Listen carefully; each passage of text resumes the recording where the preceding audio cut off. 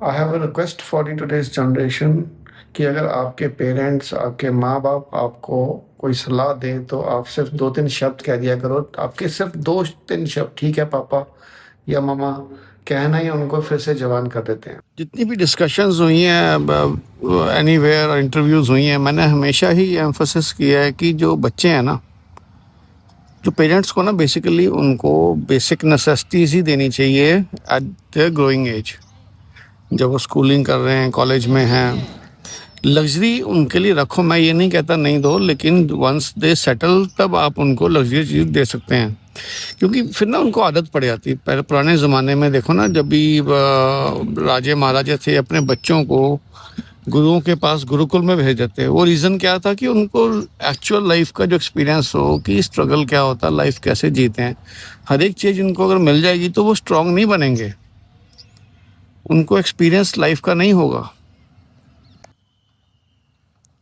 और अगर आपके बच्चे, मतलब मैं, अब क्वेश्चन राइज होता है, एक डिस्कशन हुई जिसमें हुआ कि जो गैप है पेरेंट्स और बच्चों के बीच में, या जनरेशन गैप जिसे हम कहते हैं, उसे कैसे कम किया जा सकता है। ख़त्म तो हम कर नहीं सकते क्योंकि दोनों की अलग अलग सोच है।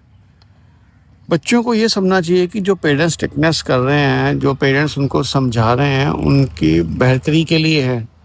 पेरेंट्स से अच्छा दुनिया में कोई नहीं, माँ बाप से ऊपर कोई नहीं है। वो चाहते हैं कि आप अच्छे रास्ते चलें, तभी वो आपको सख्ताई दिखाते हैं।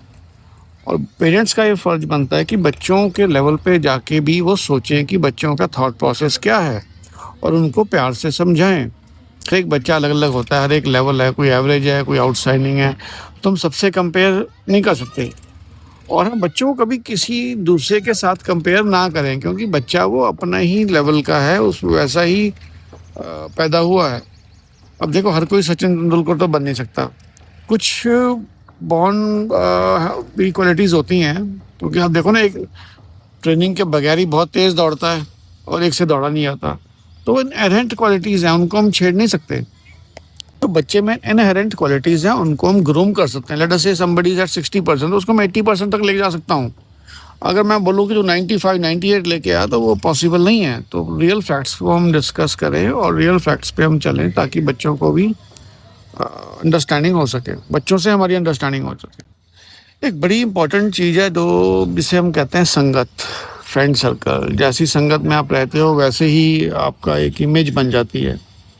तो बच्चों को भी मेरी ये अपील है कि एक अच्छे दोस्त बनाएं। जो देखो, जब बच्चा स्कूल में है, छोटी क्लास में है, चाहे मिडिल क्लास में है, चाहे हायर लेवल पे है, अगर उसका संगत अच्छी रहेगी तो वो चीज़ें अडॉप्ट करता है, क्योंकि मैक्सिमम चीज़ें हम सुनकर और उनके साथ रह के सीखते हैं। अगर पढ़ाकू बच्चों के साथ रहोगे तो पढ़ाकू बनोगे, राइट। तो ये चीज़ें बच्चों को हमें सिखानी चाहिए कि अच्छे दोस्त बनाएं जिनसे आपको सीखने मिले, तो वो एकदम हंगरी हो कोई चीज़ को सीखने के लिए। अगर ज्ञानी वही है जो सीखता रहे। अगर मैंने कहा सब कुछ आता है तो फिर मैं तो ज्ञानी नहीं हुआ ना। पेरेंट्स एटलीस्ट इतना तो अपने बच्चों को बता सकते हैं कि क्या बुरा है, क्या अच्छा है, उसके अकॉर्डिंगली बच्चे उस डिसाइड करें, राइट। तो ये तुम्हारा फ़र्ज़ बनता है ना, उनको गाइड करना, बताना। बाकी इस देयर डिसीजन।